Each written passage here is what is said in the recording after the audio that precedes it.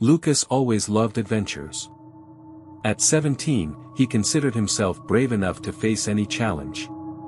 So, when he decided to go on a solo hike in a forest he recently discovered, he had no idea that day would change his life forever. It was a sunny afternoon, and the forest was surprisingly quiet, as if the place itself was waiting for something.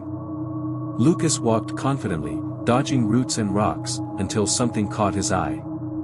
Between the dense trees, he saw a stone structure partially covered in moss and vegetation. As he got closer, he realized it was the entrance to an old tunnel, seemingly forgotten for a long time. Curiosity took over.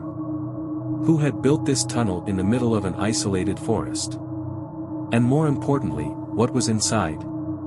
Without much thought, he pulled a flashlight from his backpack and prepared to enter. The entrance was narrow, with worn stone walls and a musty smell in the air. The darkness inside was thick, almost tangible. The beam of the flashlight cut through the blackness ahead, but the tunnel seemed to stretch on endlessly. Lucas started walking cautiously. The silence there was oppressive, broken only by the sound of his boots scraping on the stone floor. The further he went, the more he noticed something was wrong. The tunnel, which initially seemed narrow, now appeared to have walls that expanded and contracted as he walked. It was as if the place was alive. At one point, Lucas heard a sound. It was faint, almost a whisper, coming from somewhere ahead.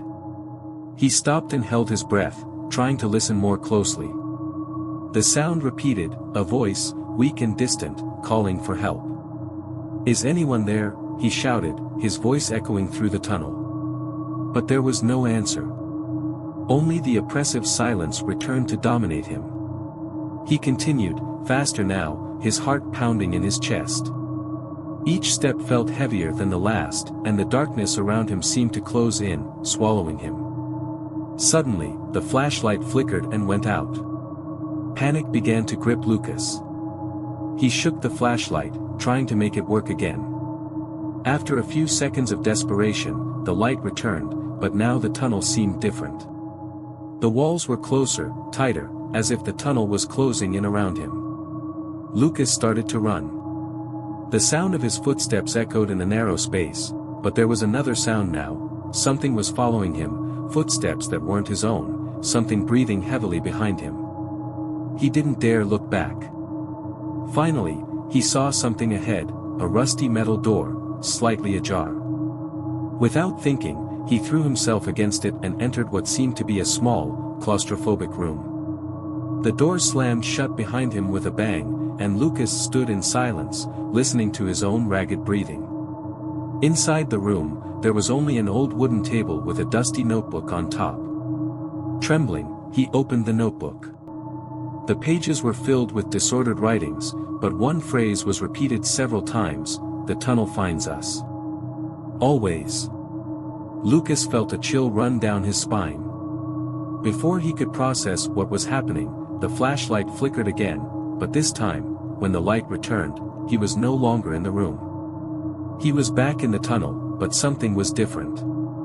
The walls were now covered in strange symbols, and the feeling of being watched was overwhelming.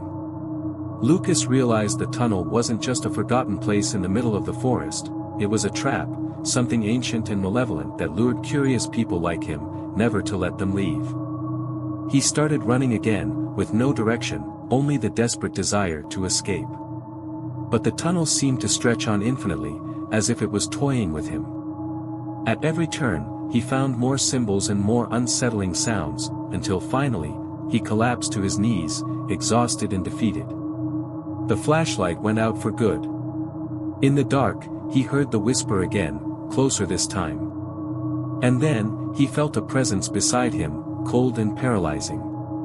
The story ends with a terrifying silence and a black screen, leaving the audience wondering, what really happened to Lucas?